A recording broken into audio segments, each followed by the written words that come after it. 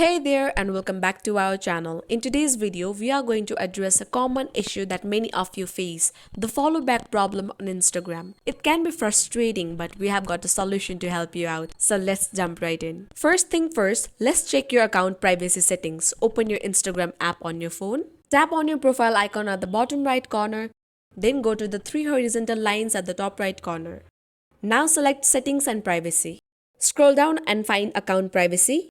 Ensure your account is set to public. If it's private, people need your approval to follow you, which could be causing the follow back problem. So the next step is to request a follow back. If you are trying to follow someone and they are not following you back, send them a friendly DM asking for a follow back. Another step is to review your following list. It's a good idea to review the accounts you are following. If some are inactive or no longer of interest, consider unfollowing them. This can make your profile more appealing to potential followers.